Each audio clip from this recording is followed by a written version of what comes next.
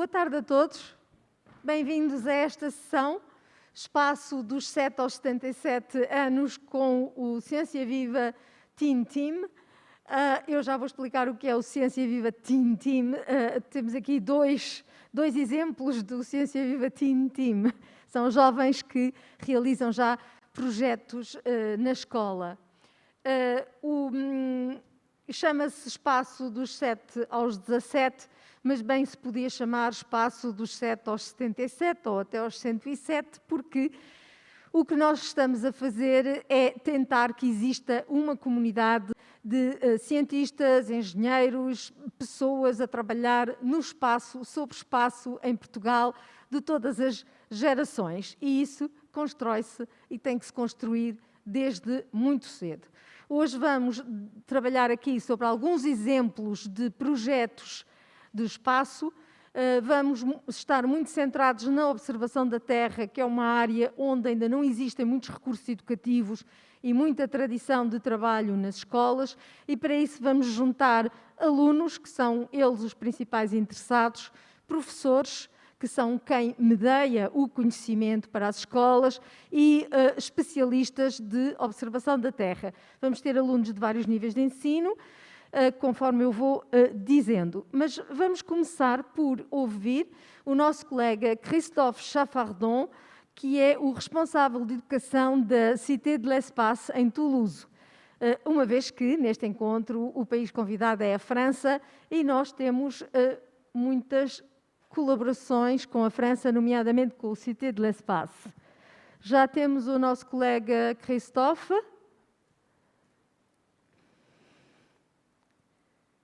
Todos. Hola a todos en Lisboa. Salut Christophe. Bonjour, Welcome Ana. to this session. Hola a todos. Estou muito feliz por estar com vocês hoje. Je suis très heureux d'être avec vous aujourd'hui. Vou explicar como desenhamos uma exposição sobre a observação da Terra aqui na cidade do espaço. But that's my lonely word in Portuguese. I'm sorry, I will go on in English if you don't mind. But first of all, come with me, because we have just a little bit time enough to let me show you where you are here in Toulouse, in France, in Cité de l'Espace. Come with me. I will show you what it is. It's a very big science center dedicated to space and astronomy, and you will see that here we got a lot of visitors and pupils, teachers and students like you who are now visiting the science center, who has reopened. It was some weeks ago. And in the hall, maybe you will be able one day to come to Toulouse to visit. And just I wanted to show you that, because your colleagues, you know, are here working like you on space and astronomy topics. So this is the same, you know, objective we share with the Pabellón del Conocimiento and Cité de l'Espace. So I come back up here because we have to talk all together about the observation of the Earth. And what I propose is really to spend 10 minutes with you, just to share with you how we create a new exhibition on that topic. So the observation of the Earth, this is the Earth, you know well, this planet. And we wanted, it was 2 years ago, to talk about how we can observe this planet from space, and how could we learn something about that planet to protect it, because we know that human behavior makes some damage on it, on climate change, and you know about that. But the first question we ask ourselves is, okay, how could we do that with an interest for the public? We didn't want to be too much negative, telling the visitors, okay, this planet is in danger, beware, beware.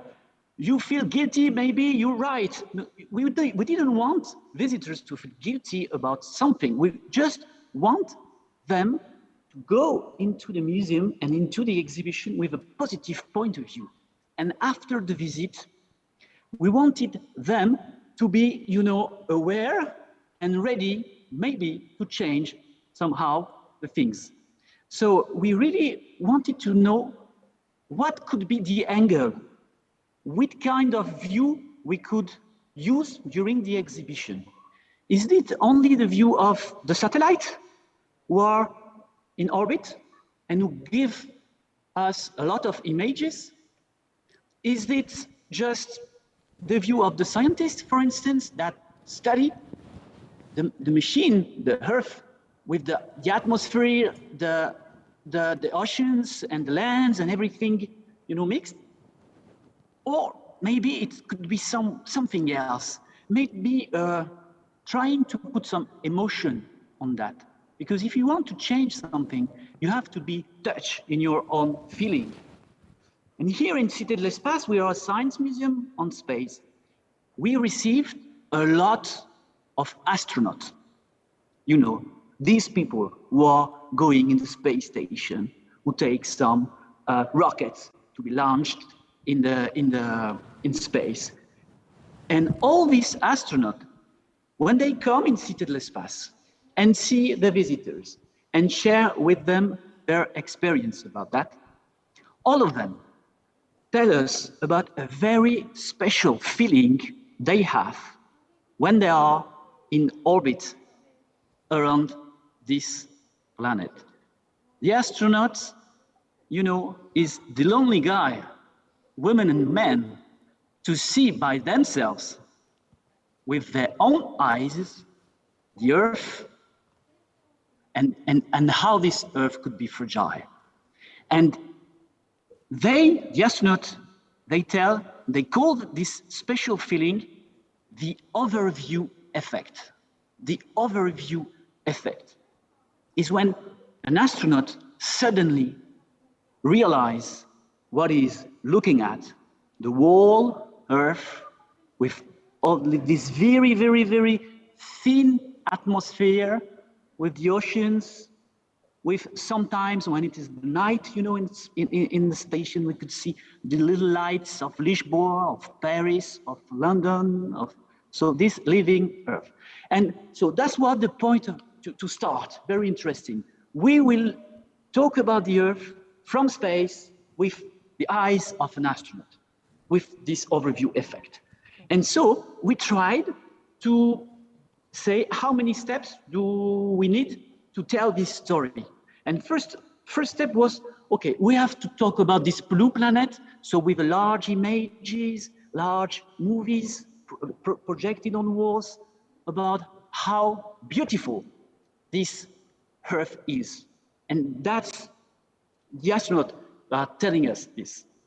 So this was the first step, just to have some poetic view without too much science topics first, but just to relax and to see what is this Earth from space, with also the beautiful images satellites can send us about that, right? So after this first step, visitors, okay, has a kind of special relationships with the Earth, thanks to the view of the astronaut.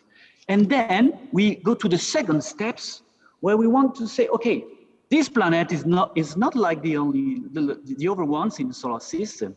This is a living planet, not only the humans being, but many, many, many species of life. And this is due to a special position the Earth has in the solar system, what we call, the habitability area. That means where in the solar system, compared to the sun, there is the temperature, the pressure, all the physical condition okay to let the water liquid and to develop life. So this is really the second steps, okay, where we try to understand why this blue planet is full of living species, life, right? So also with a lot of illustration with the satellite, and also with some explanation with physics and natural sciences. And then, all right, we say that there is a lot of life here. So in the first step, we now interest ourselves on the human being, on us. And I have to tell you something, when we work about that, reading a lot of things, seeing a lot of videos, meeting scientists everywhere, they told us, you know that life on Earth is plenty of diversity.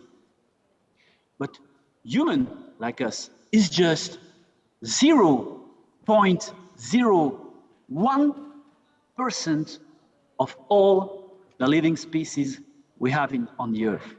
Just 0.01%. It's nothing, but our behavior, the way how we are living, has a lot of consequences and impact on Earth. So it was interesting in this first step to realize how our right position on life on the Earth is nothing, 0.01%. And the fourth step is to say, okay, thanks to satellite images, we can understand the changes there is, and we can observe since more than 1 century because of the human activities, right? And often we say, oh, Earth is in danger. Earth is in danger. Let's protect the Earth. But actually, what we wanted to tell in that exhibition is that the planet is not really in danger. The planet is there for billions of years. The planet Earth saw a lot of cataclysm already and seism and everything. But the real problem is that for us, we are just, damaging our own future. Not the future on the planet in itself, but the future of the mankind and other life species as well. So it's really, during the 4 steps, the idea to tell the visitors, okay, you saw how beautiful this planet is, like the astronaut tell us and give us this testimony. You understand how fragile is it and how special is it with this position in the solar system. And there is no other solution for us to stay on the Earth. There is no planet B. Maybe you heard about, some missions and some people who say, oh, don't worry, if it's too bad on the Earth, we can go to another planet. We will colonize Mars. You heard about that. And people like Elon Musk who did a lot of things very nice for space with rockets and things like that. But you say, maybe we will go to colonize Mars, but we are not agree with that. I mean, the Earth is our planet, so we have to deal with that and have to find our own solution to stay on it. Otherwise, the planet don't mind about us. The Earth doesn't mind about us. If we are doing too much damage, we will quit, and we will not be there anymore. So that's, the final steps, the final message. Okay, so now what we are doing about that, we give some example, but always with, some positive ones. That means, okay, we are still ready. We are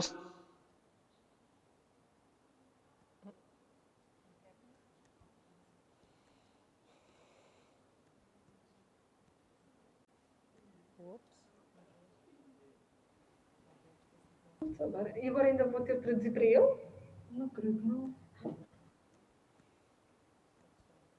That beautiful not so during their launch and during their missions.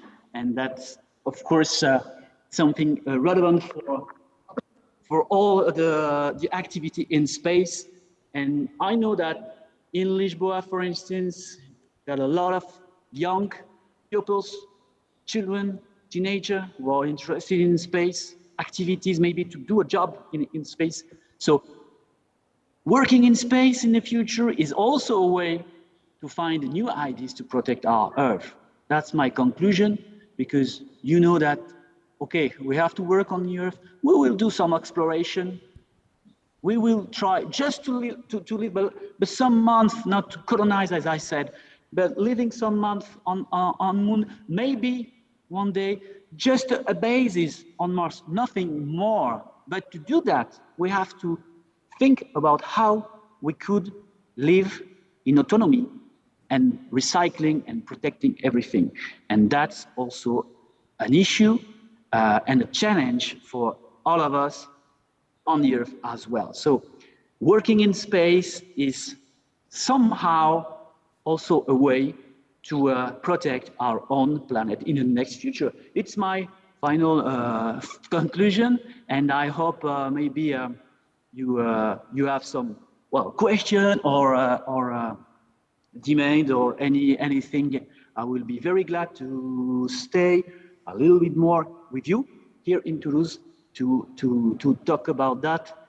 This is, you know, see again, that's beautiful and unique, like, you know, this blue planet, like a blue football ball, but we don't want to talk about football today in France anymore, you know about that.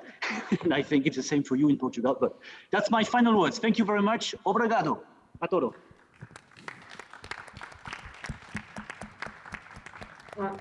Thank you, Christophe. Thank you very much for being here and also for explaining so well the way science centers work and how they try to transform scientific content into a story to make participants, visitors emotional about the things and to better understand the concepts by telling these stories and also conveying the vision from astronauts, from scientists, from ultimately knowledge, conveying knowledge, but by means of stories, which need to be positive, of course, because otherwise it's very gloomy and it is not even effective because nobody wants to hear bad stories. So, we would now take questions for Christophe. Do you have questions? Têm perguntas para fazer ao Christophe? O Christophe falou sobre a importância da visão que os astronautas têm sobre o planeta Terra devido a estarem no espaço, a verem a Terra como um pequeno ponto azul e como os museus e centros de ciência tentam transmitir essa imagem através de exposições que contam uma história. Querem fazer perguntas? Portanto, ele terminou a sua apresentação dizendo que trabalhar no espaço é também uma forma de protegermos o nosso planeta, porque a partir do espaço podemos monitorizar tudo o que se está a passar com ele e o impacto da ação humana sobre o planeta. Querem fazer perguntas? Não? Afonso? Leandra? Alguém na... nós estamos num auditório, mas isto é como se fosse uma sala plana. Isto é um workshop. Alguém quer fazer perguntas? So, Christophe, right now there are no questions, I'm afraid, but if you can... there is a question. There is a question. So... Hi, what's your favorite exposition from Cité de l'Espace? Can you please repeat? I didn't hear. What's... In Cité de l'Espace here, but Ici, à la Cité de l'Espace. Frankly, to be honest with you, it's always the same. This is the last one we did, the more recent one, and the more recent one is dedicated to the mission of a French astronaut. Maybe you heard about him. His name is Thomas Pesquet. He went to space. It was the end of April for 6 months in the space station, International Space Station. And so we create a special exhibition to let all the visitors follow what happened in the space station with this astronaut. What does he do? What is his planning? When does he eat? Where is actually, or which kind of experiment is running? So this is like, a control room. The exhibition is like a control room, and you can really follow as you were yourself in the team, of the astronaut. So this is the final one. And yes, maybe because it's really recent, is one of my favorite, but I have plenty other ones here, and I hope you will be able to come and to visit one day. So here's an invitation to go to Toulouse. Thank you, Christophe. Thank you. So now Thank we you. will Obrigado. continue. We will continue with a group of teachers and students from a school, which is a escola, agrupamento Doutora Laura Aires em Quarteira.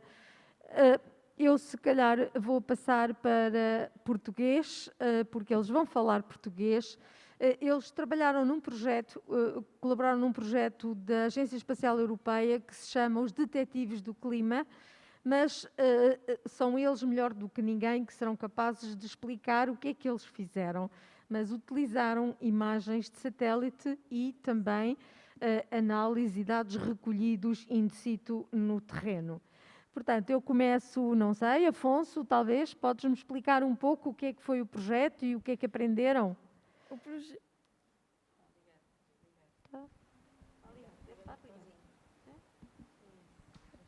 projeto foi perceber as consequências da alteração da lagoa conforme aconteceria as alterações climáticas. Portanto, vocês acompanharam a lagoa ao longo de quanto tempo? Um mês, mais ou menos. Só um mês, mas tiveram que comparar com certeza Sim. inverno e verão. Uhum. E acompanharam isso também com visitas ao terreno? Sim, recolhemos amostras do solo e até mesmo da água para perceber a consistência. Também tiramos fotos à fauna e à flora para depois compararmos com... Nos dois sim, períodos conforme em as que lá alturas estiveram? do ano, sim. Sim, sim, sim. E Leandra, o que é que vocês aprenderam com isso?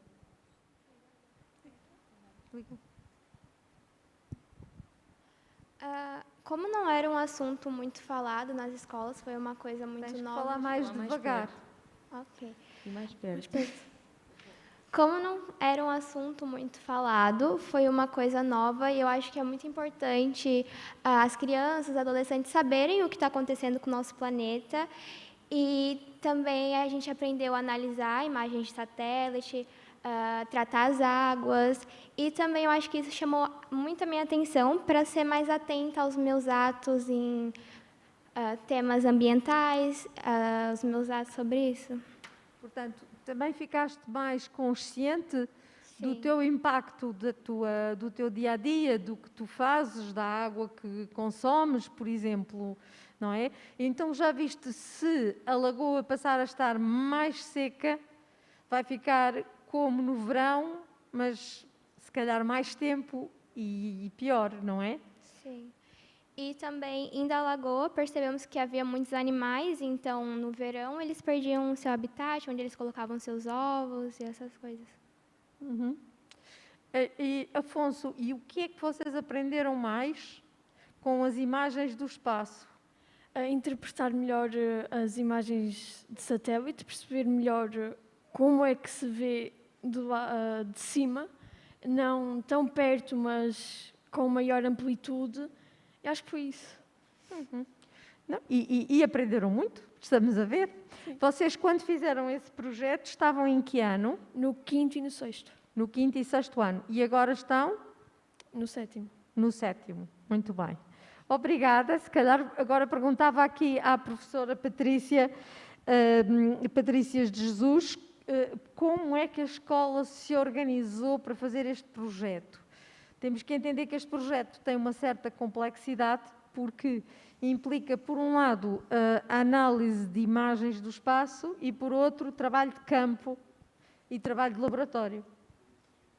Basicamente, na escola, como quando surgem assim projetos que nos são lançados ou que aparecem com os quais nós nos deparamos, como são muitos deles do E0, tenta-se encontrar sempre, conciliar em algum conselho de turma ou mais, quando é possível,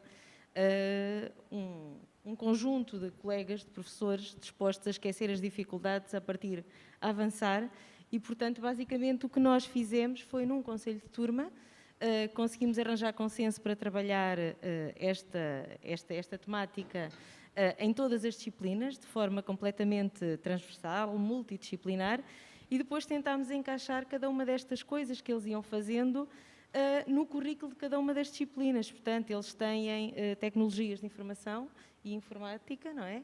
De informação e comunicação, e aí íamos observando as imagens de satélite. Depois tem História e Geografia de Portugal, e em Geografia íamos vendo como é que trabalhavam, como é que se observavam os mapas, o que era aquilo, que diferenças eram aquelas que eles estavam a observar das imagens de satélites para os mapas tradicionais que estavam habituados a ver.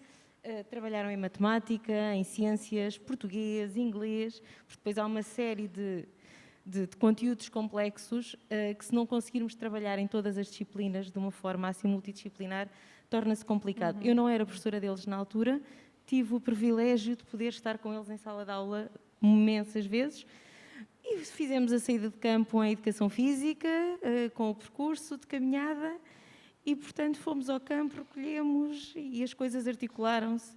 E eu acho que, quando eles dizem que só aqui uma retificação que acompanharam um mês, é porque foi durante um mês que fizermos várias coisas na Lagoa, porque depois eles acabaram por ver imagens de satélites durante muito mais tempo. Claro, mas foi durante um mês que andámos ali a fazer. Portanto, eles, quando dizem que acompanharam, foi fisicamente ir à Lagoa.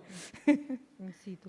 Portanto, é importante eles terem tido a oportunidade de fazer as análises in situ para depois fazerem correspondência entre aquilo que se passa no terreno e aquilo que é observado pelo satélite. Foi uma forma deles validarem aquilo que eles observavam, porque uma Claro. coisa é eles verem a imagem do espaço e depois eles viam as diferentes imagens, diferentes fotografias que conseguíamos obter, e depois houve uma altura que, então, mas a Lagoa agora está assim?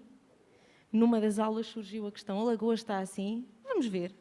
Então fomos ver, validámos os dados, recolhemos amostras de diferentes sítios, muitas fotografias, para não recolher plantas, né? Então temos uma coleção de fotos gigante, fizemos um levantamento bastante grande, inclusive é da flora e da fauna que encontramos nas saídas, e eles fizeram o tratamento de estatística e matemática.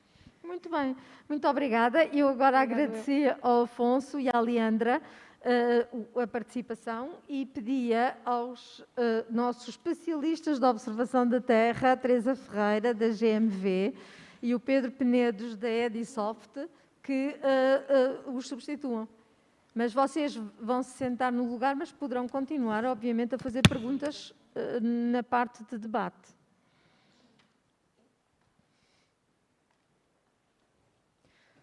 Pedro Penedos, da Edisoft, e Teresa Ferreira, GMV, trabalham em observação da Terra. O que é que as vossas empresas, o que é que vocês fazem em observação da Terra, para já, muito sumariamente, e também de que forma é que, com o vosso trabalho ou as vossas imagens, podem apoiar escolas como esta que aqui temos. Conseguem ouvir-me? Sim. Antes de mais, boa tarde a todos. Muito obrigada pelo convite. É sempre um prazer estar aqui e ver e conhecer mais também as histórias dos estudantes e dos alunos e do E0. É sempre muito frutífero. Eu tenho um pouco mais a dizer do que fazemos, porque o Afonso e a Leandra já viram tudo. Portanto, a minha primeira mensagem aqui é que, de facto, o espaço e, em particular, usar imagens do espaço para desenvolvimento de aplicações e serviços na Terra é exatamente isto, é uma atividade absolutamente multidisciplinar. Portanto, nós trabalhamos com engenheiros de todos os campos, desde a matemática, física, desde de toda a engenharia. Portanto, o que é que nós fazemos? Nós usamos informação que venha de satélites para dar aplicações e serviços na Terra. Vou dar exemplos. Por exemplo, um dos serviços que estamos neste momento a desenvolver é a monitorização de macroplásticos no oceano, que é uma coisa que cada vez se vê mais e que tem muito interesse monitorizar.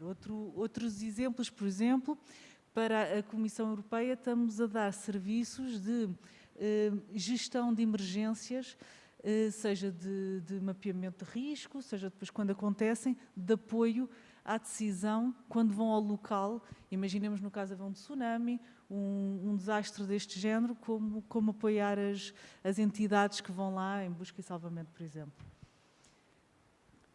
Qual é que era a outra pergunta, Ana? Outra pergunta já vamos, agora passamos para o Pedro Penedos.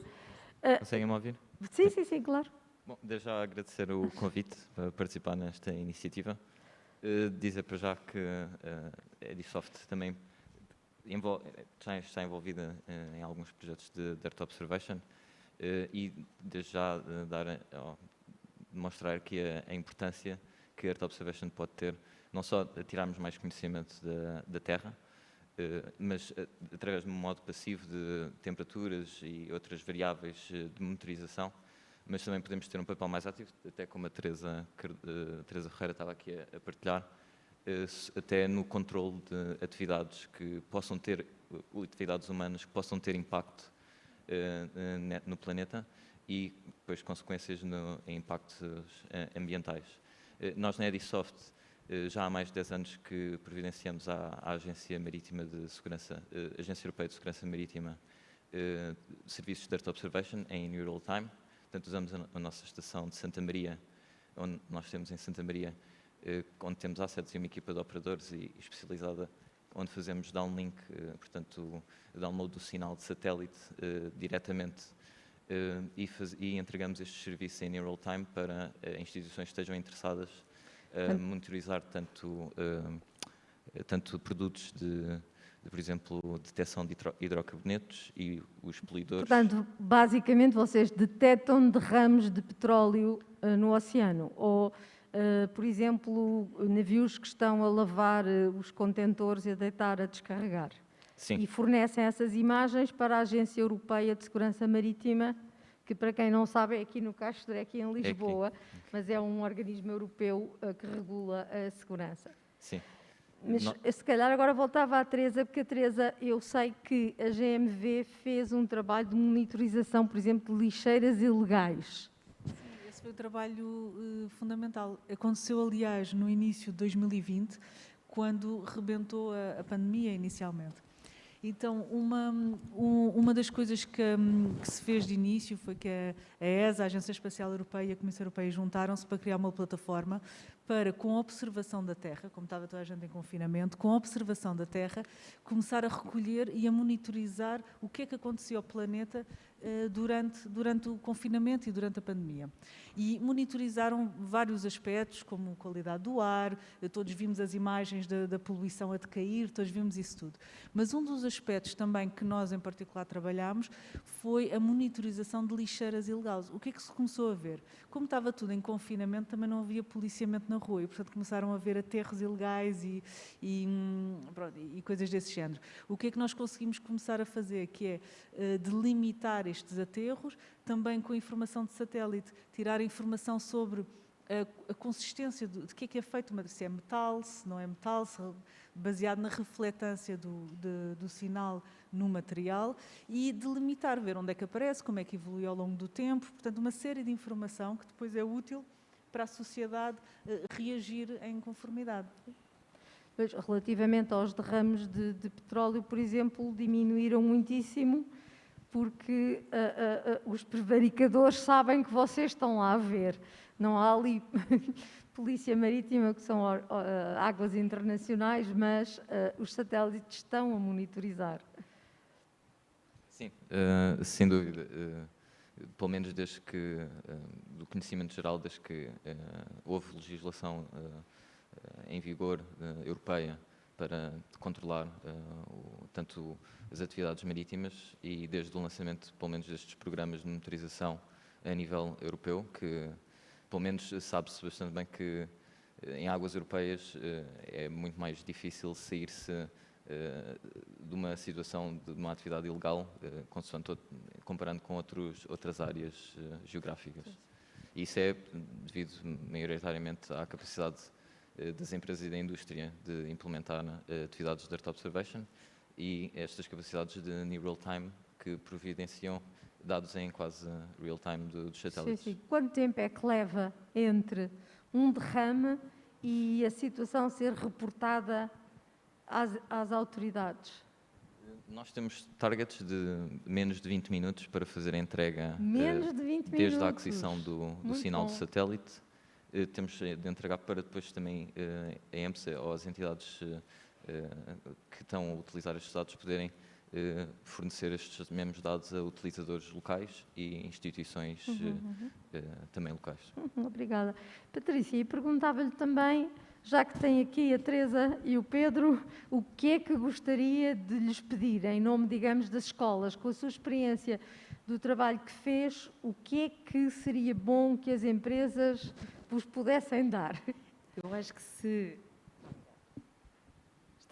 Eu acho que se as empresas nos derem proximidade e porta aberta, o resto vem por acréscimo.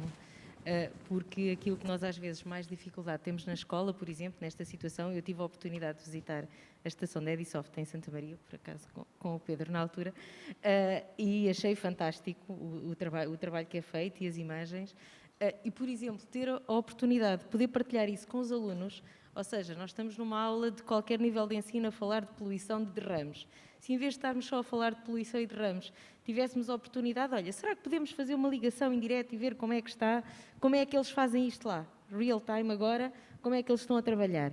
E este tipo de abertura para se poder fazer estas coisas com as escolas, que eu acho que há cada vez mais. Eu este ano fiz com as diferentes turmas montes de vídeos de conferências com investigadores.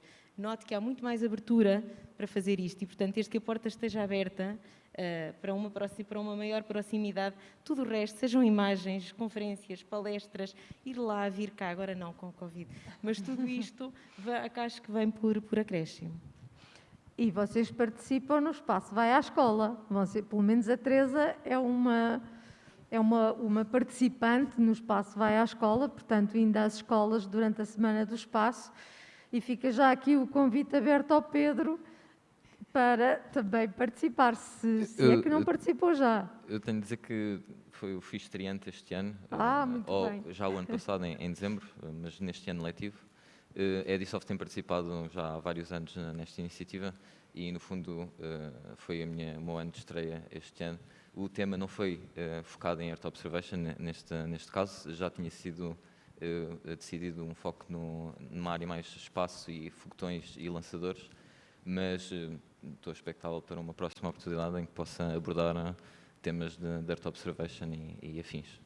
E a Ciência Viva agradece, em nome de todas as escolas que têm beneficiado deste programa, que, aliás, a Agência Espacial Europeia reconhece o valor, tanto que já colocou nos outros E0s este programa também como fazendo parte das atividades educativas dos E0s.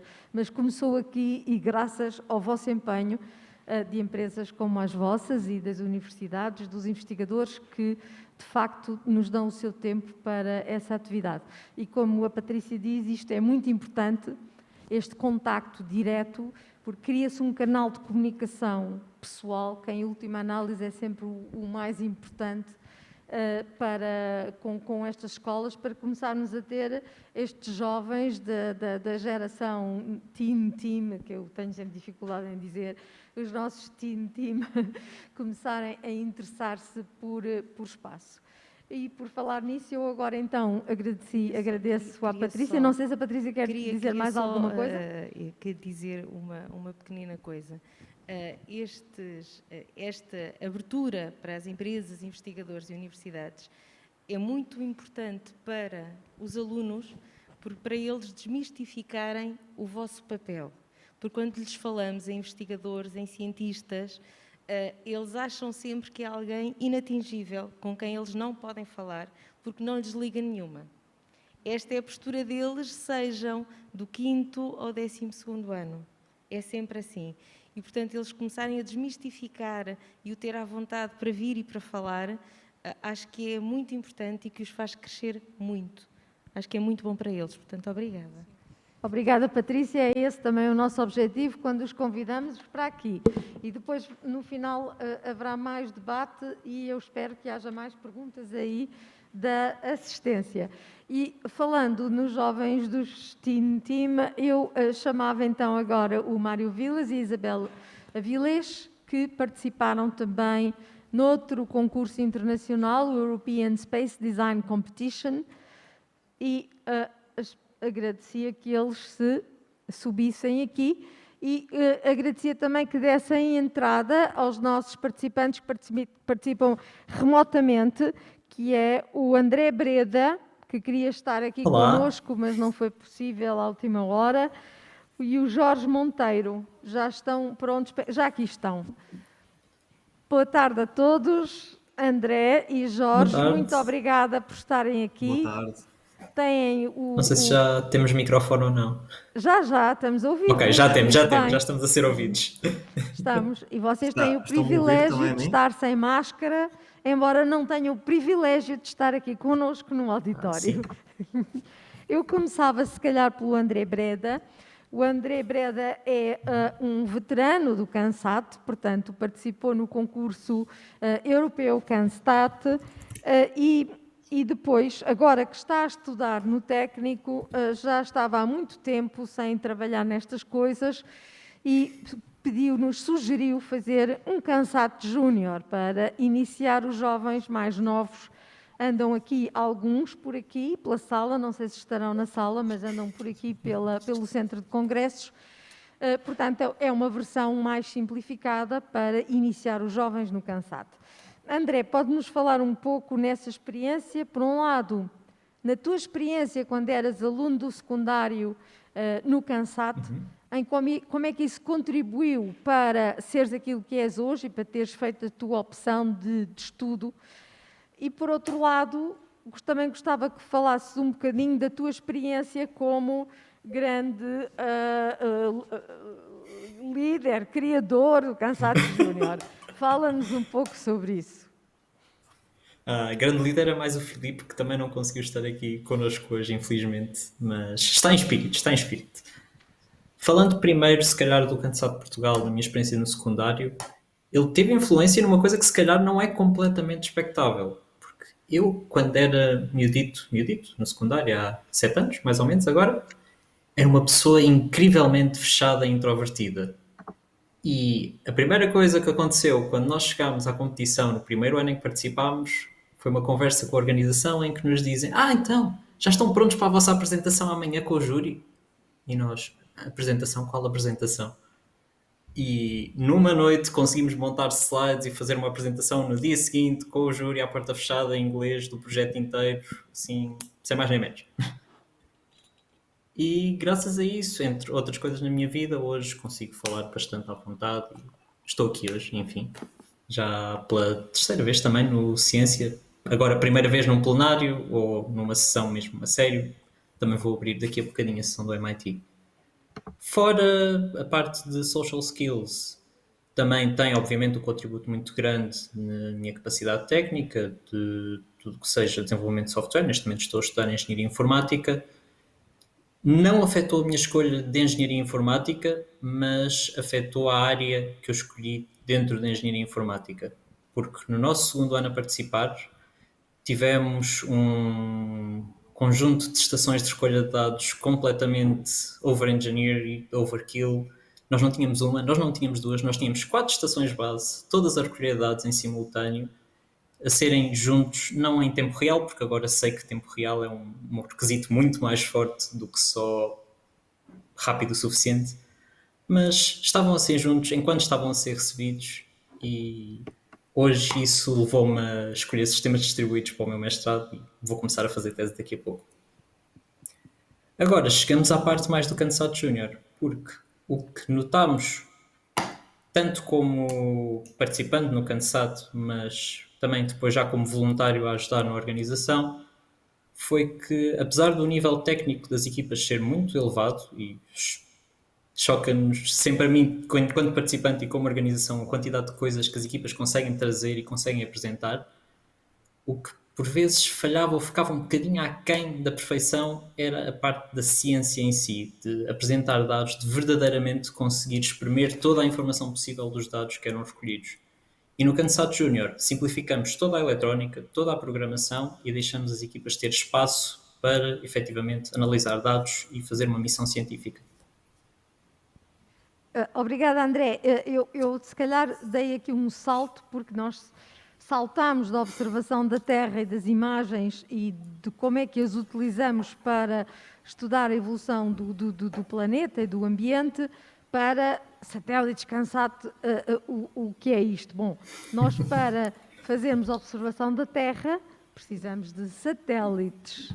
E para ter esses satélites precisamos também de foguetões para os colocar em órbita. E para fazer tudo isso precisamos de antenas, precisamos de tecnologia, precisamos de programação. E o Cansat é um bocadinho de tudo isso. O Cansat dá uma entrada uma entrada para o que é uma missão espacial num sentido mais vasto. E por isso é que eu quis juntar aqui tudo isto nesta sessão, porque para termos as imagens temos que ter os satélites, temos que ter o hardware, e o hardware custa muito a fazer, não é? Vocês agora aqui não sei qual dos dois custa, não é? Eu já vou voltar à conversa com vocês. Qual dos dois, Inês ou Mário, quer começar? Vocês participaram numa competição internacional de design, de engenharia, que era como se estivessem a programar, a desenhar uma missão espacial e, portanto, sentiram um bocadinho o que é isso. Inês? Desculpa, Isabel, peço desculpa, Isabel Avilés. Eu não sei se isto... Ok. Portanto, nós tivemos que desenhar em cerca de 24 horas uma estação espacial, juntamente com uma base de investigação científica na Lua Europa. E tudo isto... mais alto. Ok. E tudo isto em inglês, com pessoas de vários países, toda a gente com backgrounds diferentes, conhecimentos diferentes, e isso ajudou imenso a conseguirmos fazer algo único e diferente, porque a competição passava no futuro, em 2121, e então tínhamos assim mais criatividade, não precisávamos ser tão o que é que nós temos hoje em dia available para podermos utilizar. Então acabou por ser uma experiência muito diferente, enriquecedora, e deu-nos uma melhor noção de como poderá vir o nosso futuro dentro da área da investigação científica, nomeadamente da investigação espacial. E tu, Mário, como é que foi a experiência? Bem, em primeiro lugar foi cansativo, porque foi um fim de semana completo nisto, desde a fase de preparação do plano da estação e depois mesmo da apresentação, porque no fim de semana tivemos duas apresentações, uma primeira para receber o feedback dos jurados e da equipa técnica e depois a apresentação final, e foi cansativo, mas foi excelente, porque a razão pela qual eu quis participar foi mesmo conhecer pessoas diferentes de outros países que têm outra educação que não a portuguesa, e não me arrependi. Não te arrependeste e vocês não fizeram má figura. Pois portanto, não podem também dizer mal da educação que receberam. Não, isso com certeza que não. E até foi bom esta competição e outras, que pomos muito na prática aquilo que aprendemos teoricamente na escola. Exatamente. Mas, no vosso caso, era uma competição de design de engenharia. Portanto, vocês só fizeram os planos, digamos, para uma missão. Podem explicar só rapidamente em que é que consistia a missão em que participaste? Basicamente, o objetivo da missão era ver se na Lua de Júpiter, Europa, se havia vida. Então, nós tínhamos que criar a estação que serviria para estudar, mas também para suportar durante 10 anos 600 pessoas. 600 pessoas numa lua de Júpiter não está nada mal. Não está nada mal. Mas essa é outra das vantagens do espaço, é que o espaço faz-nos sonhar. E os jovens, quando estão na escola, se sonham, querem aprender o que têm que aprender para realizar os seus sonhos, ou pelo menos parte deles. E, Isabela, a tua missão era a mesma ou estiveste noutra equipa? A missão era a mesma, a única diferença é que dividiam os competidores em companhias e, por acaso, eu fiquei na mesma companhia que o Mário, que foi a Kepler. A tua companhia era, desculpa? A Kepler. Não entendi. Kepler. O nome da companhia é Kepler Automation. Está bem, está bem. Todos os participantes foram divididos em 3 companhias. A nossa era a Kepler. Ok. Vocês tinham que fazer várias funções dentro dessa missão? Sim. Depois, dentro de uma companhia, os participantes, nós dividimos-nos em diferentes atividades, praticamente.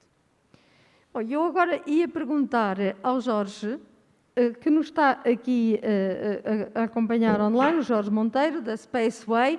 Jorge é o representante da Space Generation também e, além disso, é desta empresa, Spaceway.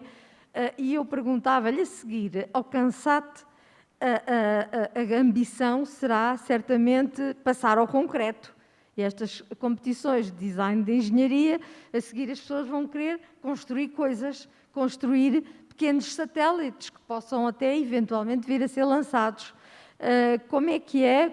Eu sei que vocês estão envolvidos no KITSAT. Fale-nos um bocadinho disso.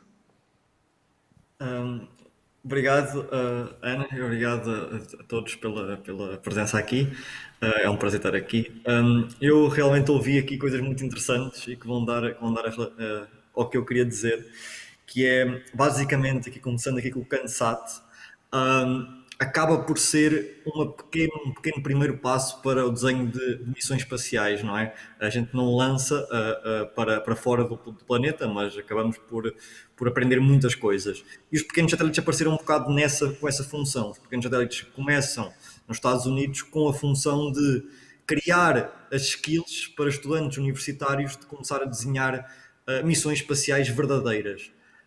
E acaba por se criar um standard. Esse standard, que é usado ainda hoje e depois acaba por ser usado mais tarde mesmo para a indústria, permite que seja muito mais ágil e seja muito mais rápida a criação, e como menores custos, a criação de pequenos satélites que podem muito bem ser usados para Earth Observation, como estão a usar. O que é que estes pequenos satélites permitem, além disso? Permitem a formação de constelações que nos permitem não só observar um ponto da Terra, mas observar vários ao mesmo tempo. E isto permite-nos uma cobertura global gigantesca e este tempo real que já temos estado aqui a falar. Em relação aqui, como é que ao KITSAT? O KITSAT acaba por ser um standard de um pequeno satélite que é completamente educacional e está a ser usado internacionalmente por muitas escolas a nível de primária até à secundária, e até alguns universitários, mas os universitários gostam mais de desenvolver as coisas por eles mesmos, para ensinar engenharia de sistemas a estes estudantes. Ou seja, aquilo vem basicamente é um kit, o kit vem com todos os sistemas já incluídos e depois está um espacinho para a payload. Essa payload, exatamente como estava aqui a falar o nosso colega do CANSAT, que deve ser exatamente o grande objetivo da missão, não é? Ou seja, nós devemos pensar sempre para que é que a missão serve e a quem é que ela vai ajudar. E isto tem muito a ver com a payload, seja científica, seja virada para a indústria, seja virada para alguma específica missão, não é? Alguma específica aplicação. A payload é o essencial.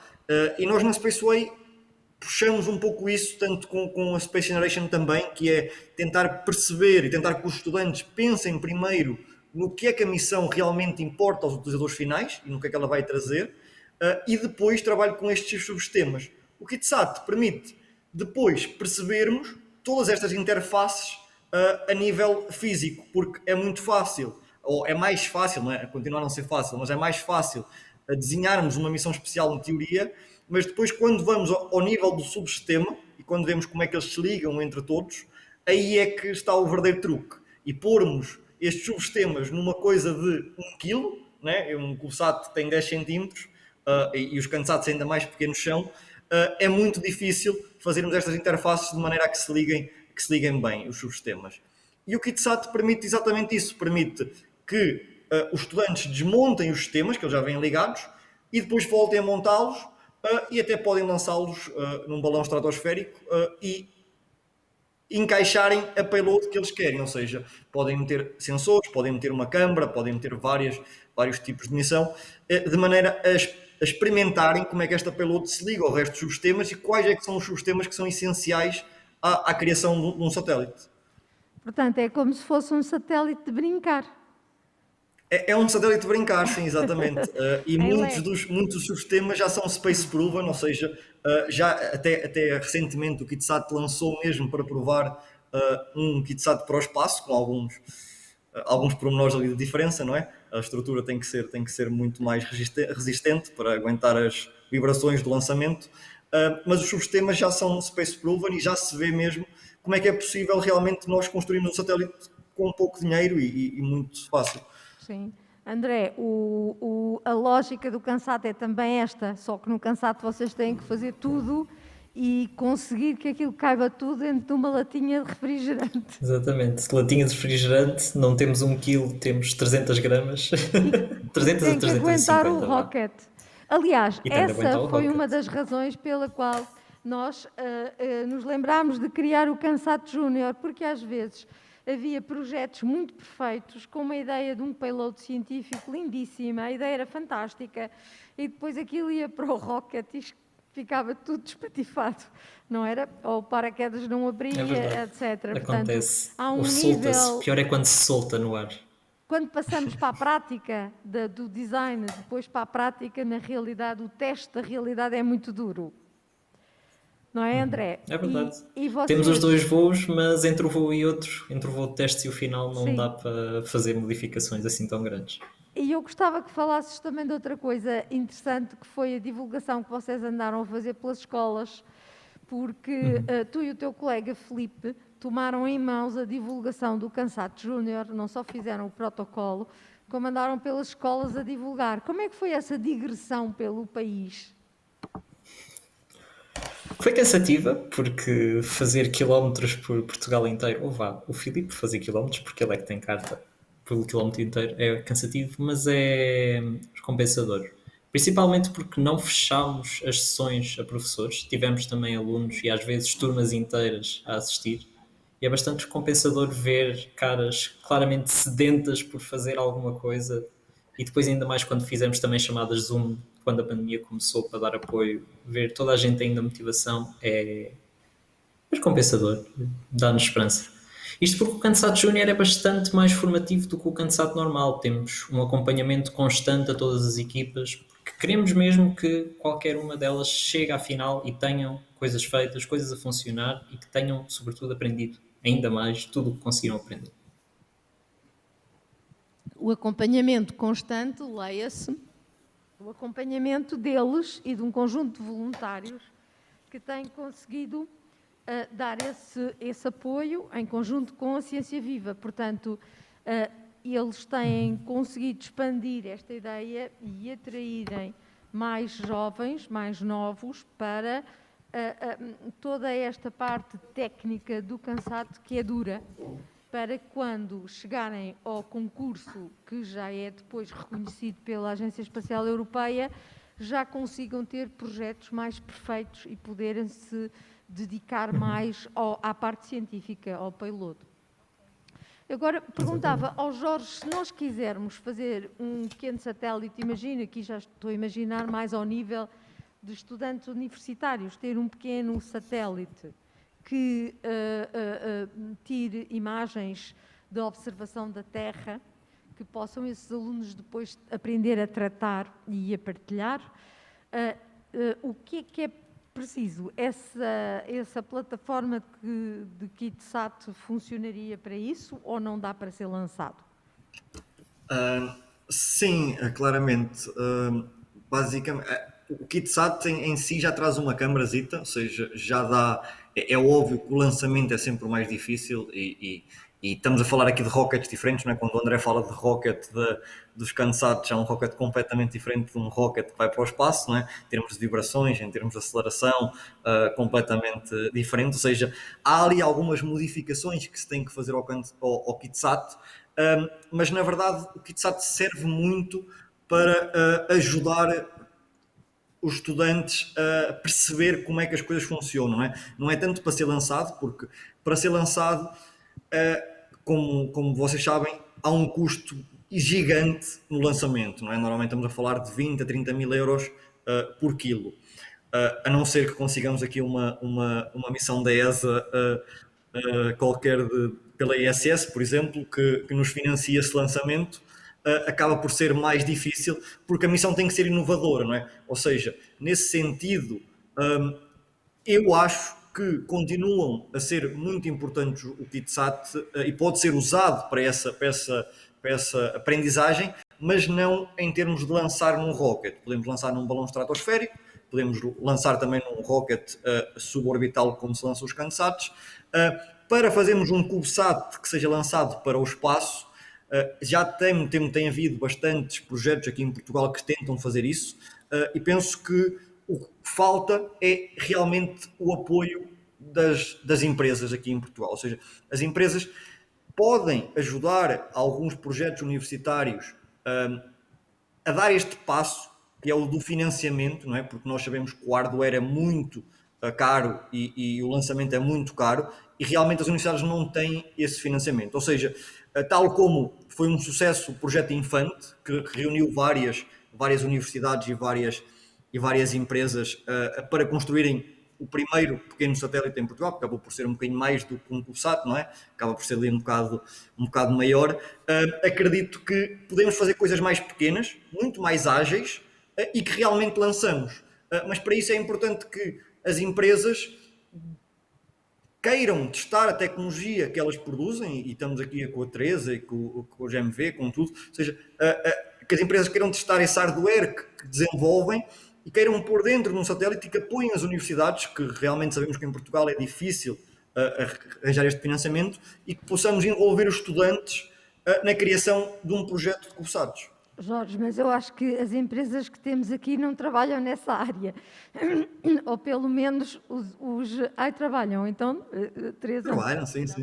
Posso responder a isto, porque de facto a GMV faz aviónica também, portanto, eu vi aqui na observação da Terra, mas também fazemos aviónica. Portanto, isso também interessa-nos, e referiste, por exemplo, o Infante, e é exatamente esse nosso objetivo, era voar tecnologia. Portanto, eu acho que isto é um objetivo que é absolutamente conjunto à comunidade. Portanto, o que nós, e é uma coisa que também estamos sempre a puxar do nosso lado, pelo menos do meu lado, que é voar. Nós, para aprender, precisamos de voar. Temos que ter, e depois sabemos na área do espaço, temos que ter TRLs elevados, maturidade tecnológica muito elevada, e isso só se consegue depois de voar. E, portanto, eu acho que todos na comunidade do espaço em Portugal temos interesse em voar coisas, e o objetivo do Infante, para nós, era exatamente esse. Acho que falta aqui uma ligação, e quando esta ligação estiver melhor feita, e acho que está a começar a haver, cada vez mais estamos a ver estes projetos a acontecer, realmente se consegue criar um projeto em que se envolva estudantes e empresas e que possamos mesmo lançar um CubeSat. E um exemplo grande disto foi o CubeSat do técnico, não é? O IST-SAT, que realmente, o que ajudou também foi o programa da ESA, que permitiu lançarem quase de borla, não é? O satélite. Pedro, também ia dizer qualquer coisa? Ia dizer que a Edisoft também também participa em missões não tanto da aviótica, como também tem um próprio produto de um sistema operativo para satélites chamado RETEMS, e até tenho aqui um colega meu que vai fazer uma apresentação, acho, na sessão a seguir, a falar do projeto AEROS, que é uma constelação atlântica. O projeto AEROS, que é uma constelação atlântica, e no fundo temos participado em vários projetos de investigação e de estudos iniciais para implementarmos uma constelação atlântica e com origem, com tecnologia portuguesa. Então, pelos vistos, o objetivo de todos é voar, voar, voar. É preciso que se conjuguem todos estes esforços para partilhar essa emoção e essa ambição com o público e com as escolas. E quando estamos a falar em escolas, acabamos por falar também no público, porque temos as famílias, temos as comunidades que prestam muita atenção a tudo o que se faz nas escolas. Portanto, as escolas são também uma maneira de chegarmos à sociedade muito direta e fácil.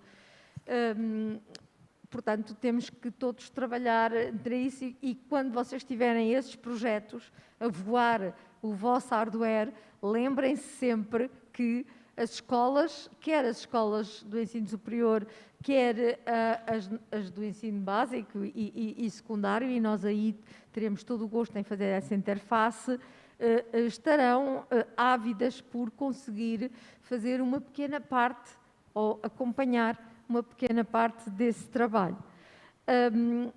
Eu gostava que houvesse perguntas da audiência. Temos aqui. Alguém pode ajudar, por favor? Faz favor. Perguntas? Quem é que está a...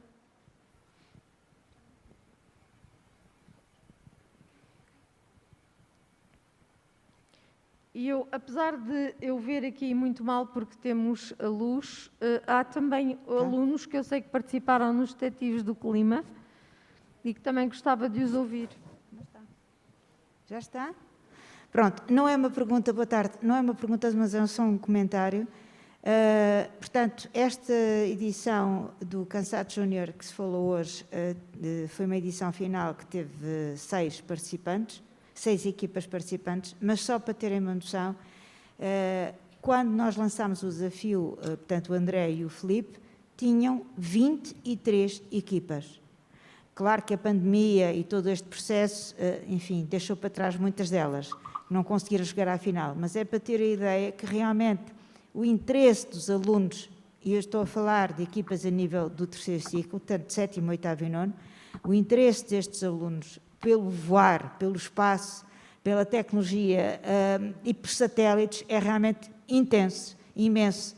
E portanto, nós precisamos, eu estou a falar como professora, precisamos sem dúvida nenhuma do vosso apoio enquanto empresas para que estes projetos continuem e possamos dar resposta aos nossos alunos. Era só um comentário. Obrigada. E os alunos que participaram nos detetives do clima, eu sei porque a Teresa ainda há pouco disse que tinha estado a fazer um estudo para a Agência Espacial Europeia sobre as mudanças relativamente ao ambiente, em termos de poluição atmosférica, em termos de recolha de lixos e tudo. E eu sei que a outra equipa, que eu não vejo bem porque aqui estou um bocadinho encandeada, trabalhou sobre a análise precisamente dos gases da atmosfera. Não sei se querem dizer, explicar um bocadinho o que é que...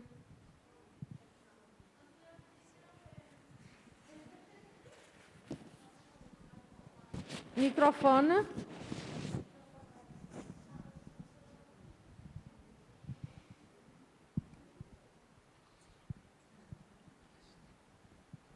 Sim, estão-me a ouvir. Olá, boa tarde. Nós somos do agrupamento de escolas de Camarate e como a nossa escola é mesmo ao pé do aeroporto, nós estamos habituados a dar aulas e a ouvir os aviões a passar por cima.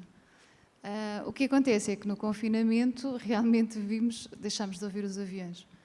Ao falar com os alunos depois, quando regressamos este ano letivo, percebemos que eles se tinham apercebido disso e então decidimos investigar, a ver se realmente a poluição ao pé da nossa escola, a poluição atmosférica, tinha diminuído ou não. Foi esse o nosso objetivo quando participámos nos detetives do clima. E que gases é que vocês analisaram? Enfim, andámos às voltas também para perceber como é que funcionava o web browser, não é? Porque não é muito fácil à partida, tivemos ali um bocadinho a partir pedra, tivemos a ajuda também depois de um acompanhamento com uma cientista que nos deu feedback e que nos encaminhou quais é que eram os gases que nós devíamos pesquisar. ao consultarmos também alguns artigos, vimos que tínhamos ali o dióxido de nitrogênio, portanto que tinha um impacto significativo, e analisámos também as partículas PM10, que estavam muito associadas também ali ao tráfego aéreo, e há alguns bairros à volta, ali na zona de Camarate, em que as pessoas se queixam de um pó que é depositado na superfície, nos parapeitos das janelas. E pronto, e foi assim que nós conseguimos. Entretanto, fizemos uma análise com os dados do satélite e também algumas análises locais com dados da Comissão Europeia, com os sensores ali da região. Pronto, e chegámos realmente a uma conclusão em que houve uma redução significativa destes dois tipos de partículas. E esses sensores eram sensores de quê?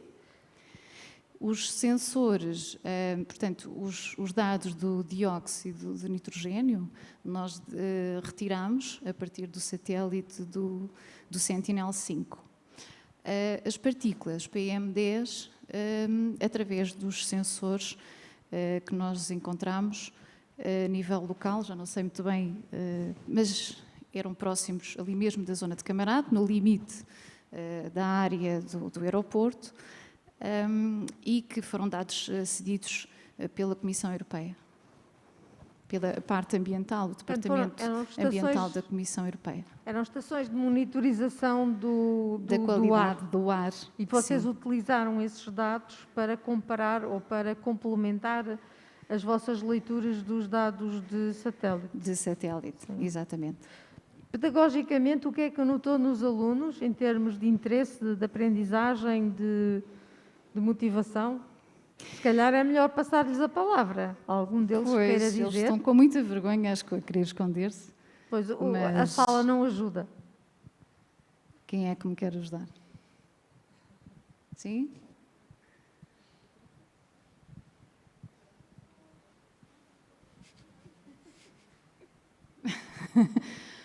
Pelos vistos, não. Obrigada, João. Boa tarde. Este projeto acabou por nos motivar e vocacionar, até mesmo para futuros projetos. Foi uma experiência gratificante e eu fico muito agradecido por as minhas professoras poderem e terem-me inserido neste projeto. Deu-nos uma forma de ver diferente, até mesmo da atmosfera, do planeta. É de todo gratificante. E vais passar a participar em mais projetos destes? Eu espero que sim, eu gostava. Em que ano é que estás? Eu estou no 8º ano. 8º ano. Sim. Como é que te chamas? João Vieira. 8º ano, muito bem. Portanto, vamos ter aqui mais projetos desta escola, excelente.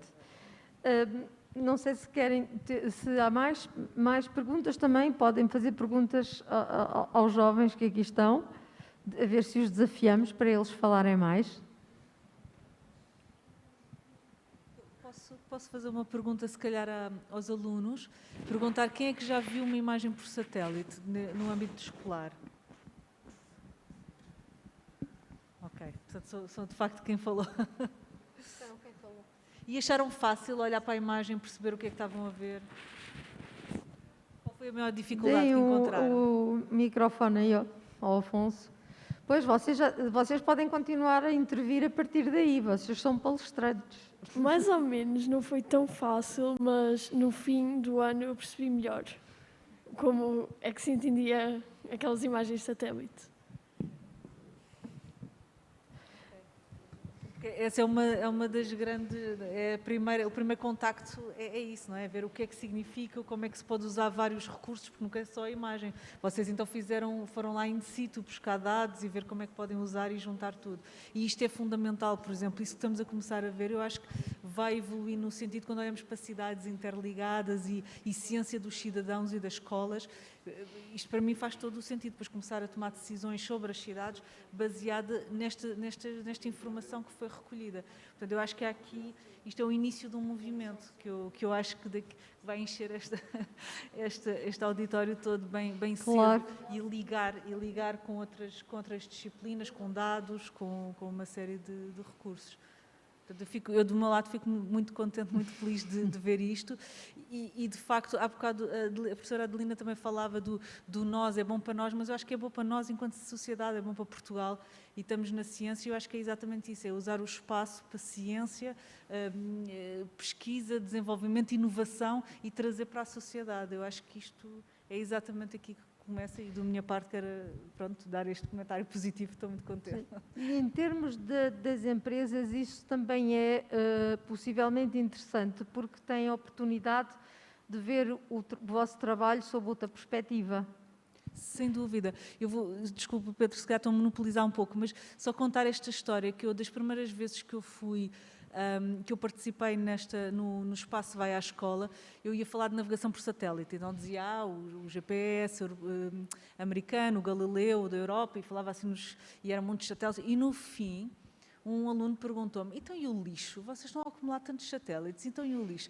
E na altura em que eu fiz esta intervenção ainda não se falava, que não era assim uma coisa tão falada.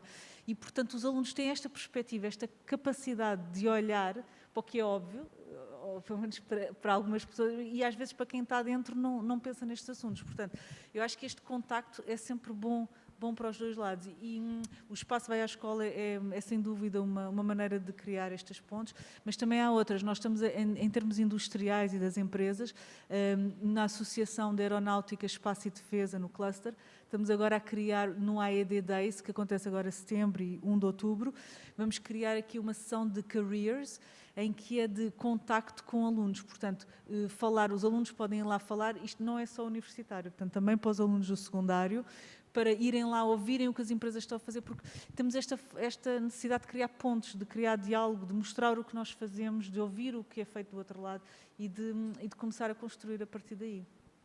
Eu estava a pensar que até o vosso projeto de monitorização das lixeiras ilegais poderiam ter uma colaboração em termos de ciência cidadã, de ajuda à localização dessas lixeiras, não é? Sem dúvida, até por confirmação local, por exemplo.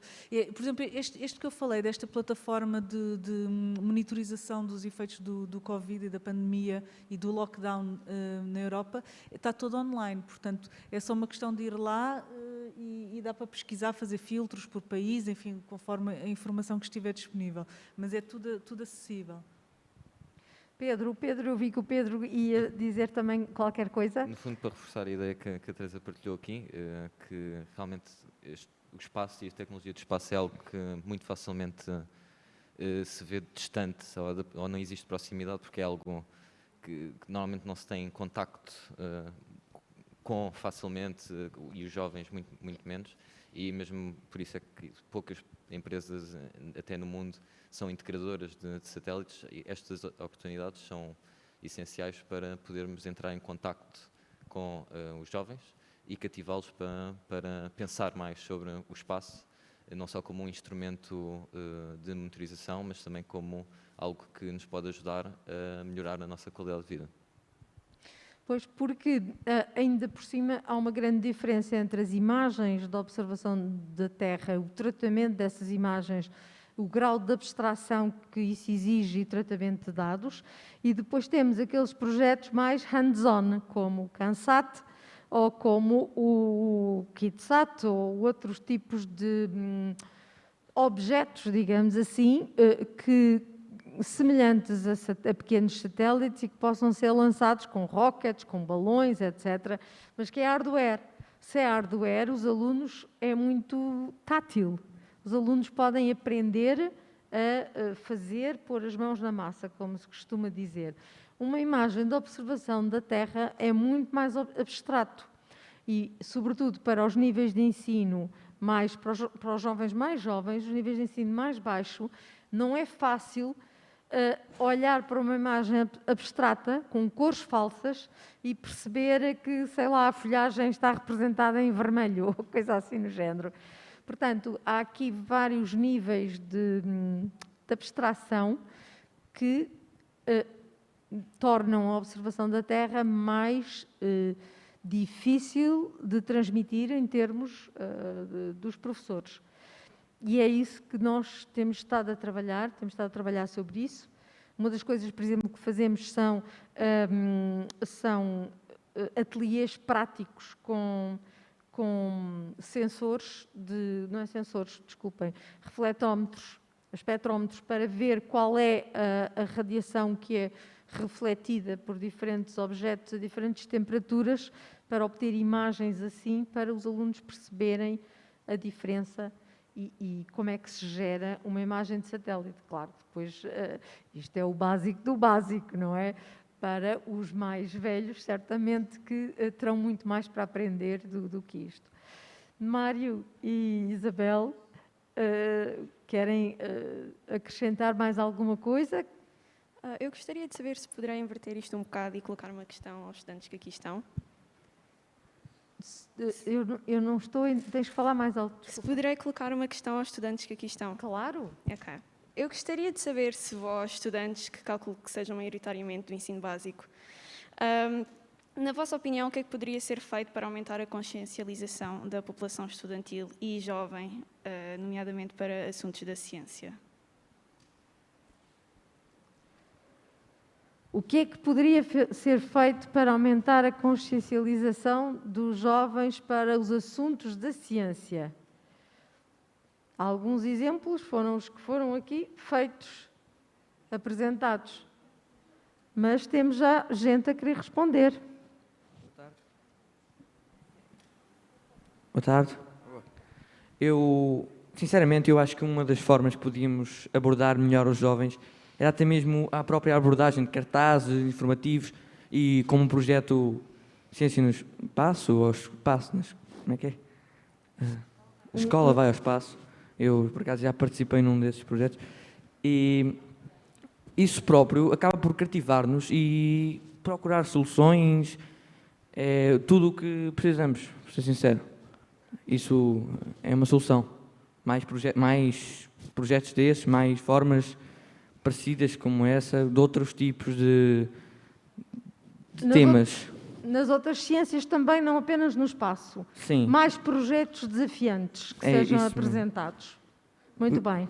Estamos aqui a ter um convite para mais clubes Ciência Viva, que é para isso que os clubes Ciência Viva servem, é para termos em cada escola um clube e um conjunto de professores que coloquem este tipo de desafios e projetos, vejam as oportunidades que existem, muitas vezes com apoio, outras vezes sem apoio, mas para poderem, no fundo, aprender o currículo de uma forma diferente.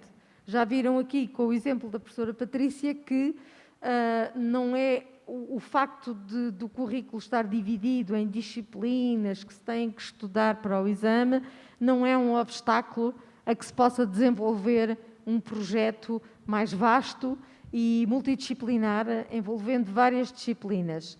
Portanto, ela mostrou-nos como. É preciso que os professores se entendam, colaborem e insiram o projeto nas suas disciplinas. E assim os alunos aprenderão melhor. Mas eu acho que ali também havia um dedinho no ar. Eu tenho uma questão, professora, mas deixo falar os alunos primeiro, não sei se querem falar, se não. Pedro, diz. Ok, pronto.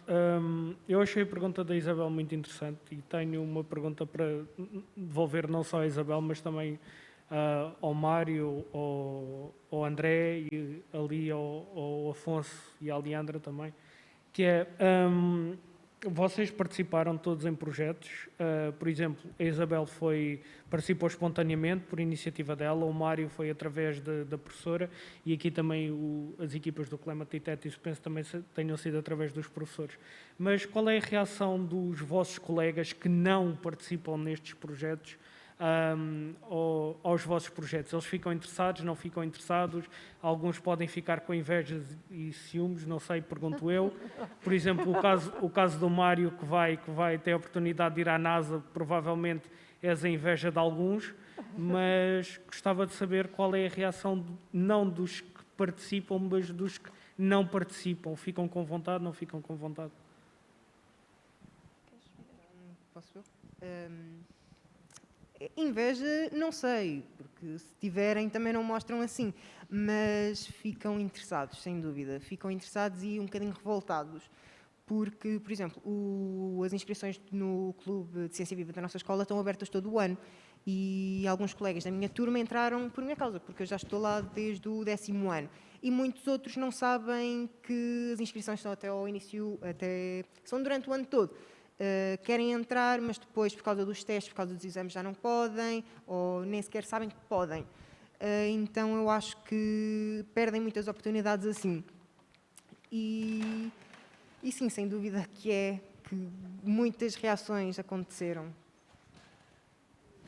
Isabel? Definitivamente ficam com muito interesse e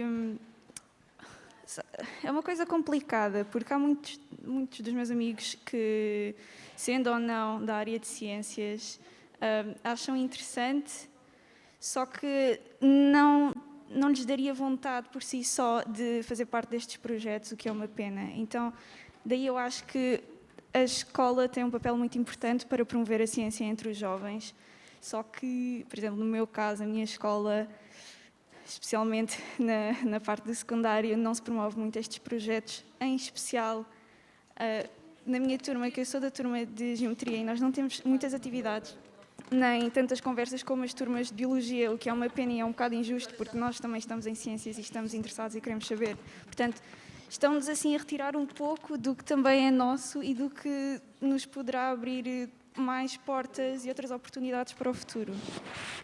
Portanto, só adicionar uma coisinha. Nós estamos no final.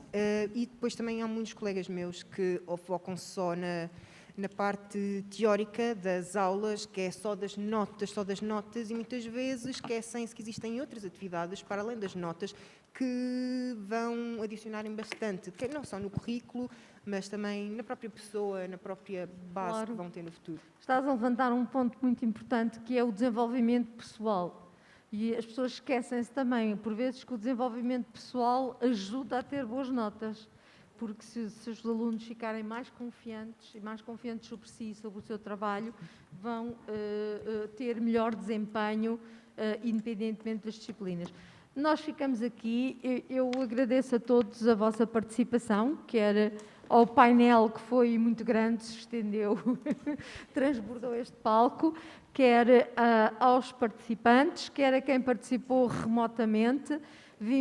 Procurámos aqui dar vários aspectos do espaço e dos projetos educativos sobre o espaço e dos benefícios que podem ter.